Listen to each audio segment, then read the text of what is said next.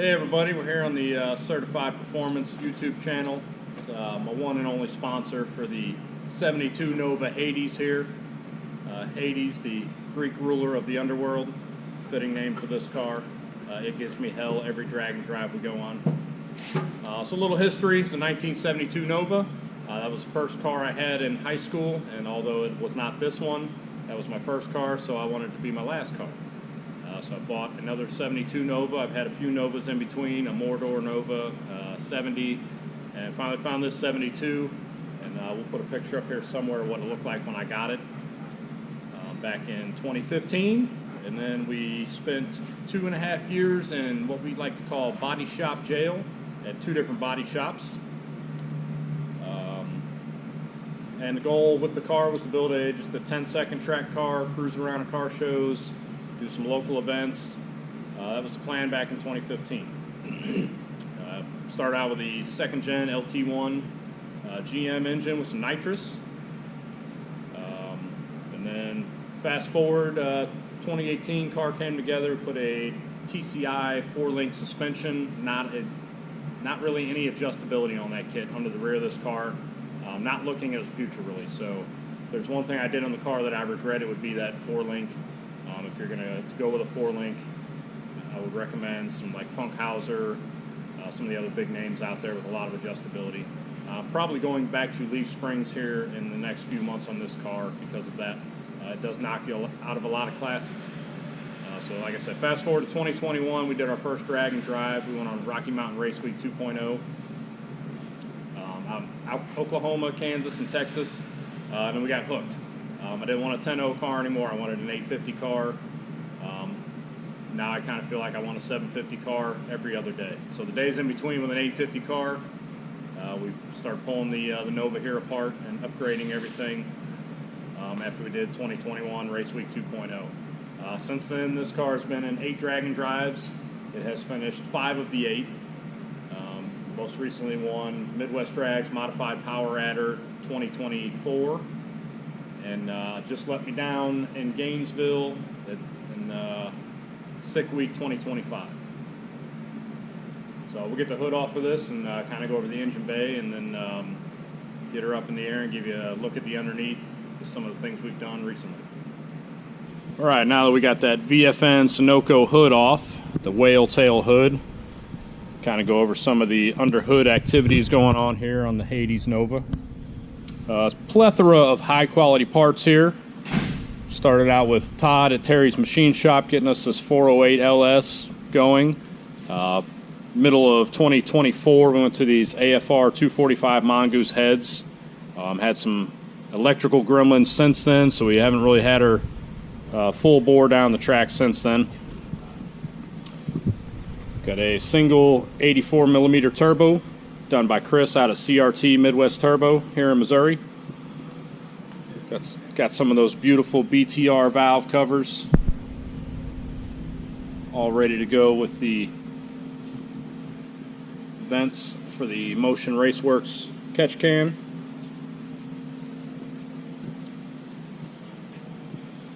Up front we got the Treadstone intercooler, Spall fans, 2 more coolers out back mounted under the rear of the car for oil and transmission. We'll show you those later. Got the Messier HD electric water pump. Went with a Willwood brake kit originally, Willwood master cylinder and Willwood 4-caliper pistons up front. Since then we have switched over. This is a TBM brakes at all 4 corners. Love them. They make an awesome sound when you're on the brakes decelerating. So up front on the engine, a couple more things. We got the ATI balancer.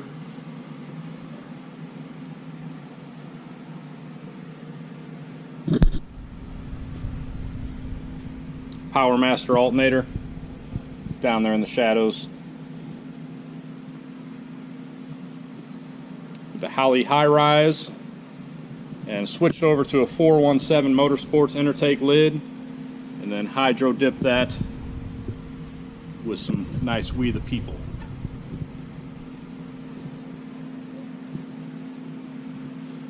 Like I said, a plethora of parts under here. So Holley fuel rails, a ton of low dollar sensors, a few Rife sensors, Motion Raceworks parts all over the place, the Icon throttle body,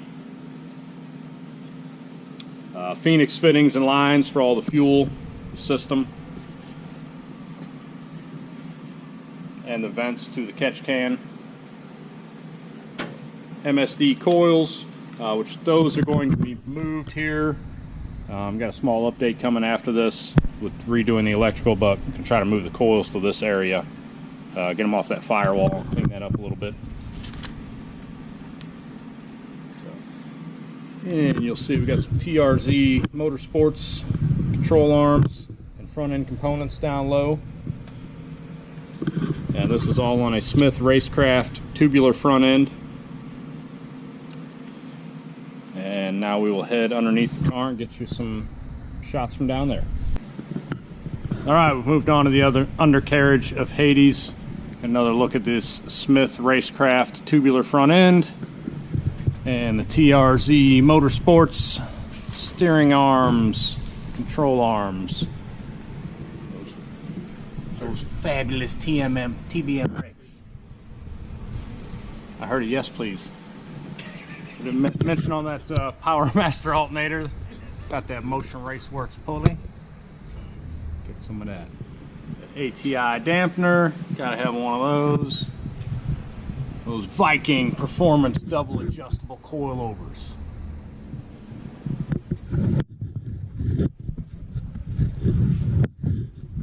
Get the SD Concepts deep rear sump and pickup transmission pan. Closing up the bottom of the Jake's Performance Stage 3 4L80E. Circle D Components torque converter.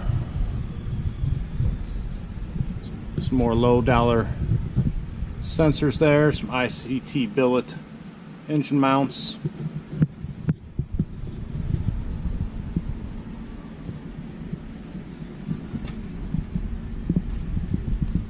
Moving on to the rear, we've got the aluminum bolt-through center section with 350 gear. Quick Performance 9-inch rear end. And again, the TBM brakes in the rear. The innovative Racecraft Black Ops single adjustable rear coilovers. And the TCI total cost involved. 4-link rear suspension that we discussed earlier with their integrated sway bar.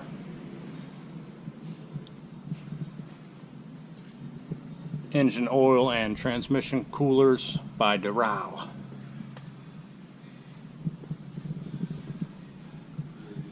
The billet specialties made in the USA. Rear wheels, 15 by 10s, single bead lock. Gotta have one of those trailer hitches for the drag and drive.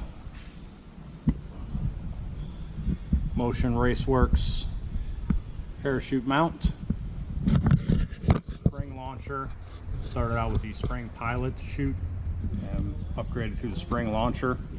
Have not upgraded to the air launcher as of yet. Billet e-stop button.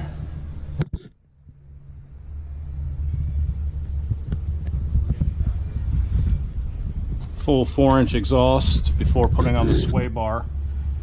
I went all the way over the axle and out the rear, and we got some clearance issues with that sway bar. So just running the 4-inch oval NASCAR style from the 4-inch downpipe from the S480 Turbo. And yes, she is very dirty. We just got back from Sick Week 2025. Where she let us down, but we'll get into that on the next video. Alright, we'll move on to the interior, then we'll take a look at some safety gear. I run two different Motion Raceworks Grant steering wheels. Got my Drive Day steering wheel and my America steering wheel for the track. I'm a big hater of the coil wire that you have to run for buttons on a steering wheel, so I keep 2 different steering wheels and put this on when I'm ready to go. Tech Performance has a real slick magnetic quick release connection steering wheel button apparatus. Should be shipping next month in March of 2025, and Certified Performance is a Tech Performance dealer, so they've got a couple coming this way. Like I said, run the Holly. It was a Terminator X a few years ago when I first built the car. It's now a Dominator. The 6.86 dash. Mixed feelings with that. When it's working great, it's good. You can do a lot. It's easy to log right from it, but power cycling it, having it freeze when you're in the lanes, getting ready to make a pass, gets really annoying. Get the Motion Raceworks steering column and quick release. The quick release is awesome. Slides right on, locks in. Best I've ever used, as well as their turn signal setup. Moving over, I did have a different shifter last year, and now I'm on to the Motion Raceworks operator. This is a normal pattern, forward pattern 4L80. Get the D3 trans brake in the Jake's Performance transmission, so I can trans brake from third, let the Holly do the shifting for me. Made this custom console this past winter, so we get a couple cup holders in the drag and drive car. Got our all-important navigation screen and forward dash cam. Nice big rear view mirror for those long drive days. Motion Raceworks parachute handle and cable setup. Got the most comfortable Corbu racing seats on the planet. Great for those 1,000-mile drag and drives. Also running the Motion Raceworks CO2 bottle for the dome pressure. As I stated earlier, do not have the air launcher parachute yet, or an air shifter and reverse manual, so I'm just running my CO2 for dome pressure, which lasts forever. Nice bracket comes with that. And when we made the switch from 10.0 to an 850, do some cutting and rearranging on the cage. Get the dash bar in, get everything inserted up to NHRA standards. You know how great those are. Went down to Jerry Bickle's race cars, just one exit down from us here in Moscow Mills, Missouri. They teamed up with Stroud and got me a window net order. Got that in like 3 days before we headed out for Sick Week 2025. Got that in.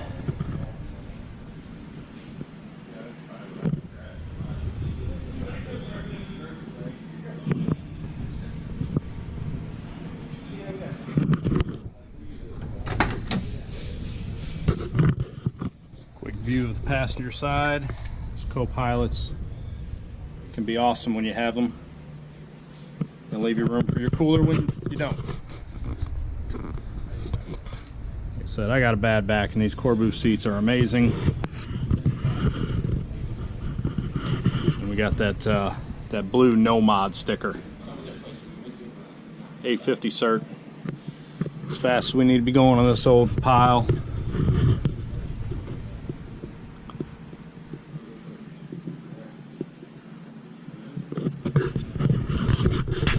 Alright, head back and show you some safety gear. Touch on safety gear a little bit. Running new pant and jacket setup, K1 Nomex. Absolutely amazing. Very light, very thin. You're not sweating to death when the guy in front of you oils down the track and you sit there for 2 hours strapped in because you don't want to get out. Moved on from the very thick Simpson 5 cert stuff I had before. So pants go one size bigger if you're going to order them K1s. I've got them in red, blue, black, gray. The G-Force carbon fiber helmet. extremely light, very comfortable. And also got the K1 gloves in there with the Alpine head sock. And the quick releases for the Simpson Hybrid Sport Hans device. This is the one I run. Very comfortable, it goes on quick. You got 3 different styles of connector. This is I've tried all 3. I think this is the one I like the best. The other ones are the one with the D-rings, feels kind of loose, and the third style is really hard to get off of there when you get to the end of the track. And just added some race quip boots this year. All dropping in the big Impact Racing gear bag. That's normally all I keep in my trunk. And that covers the safety gear, keeping this guy safe.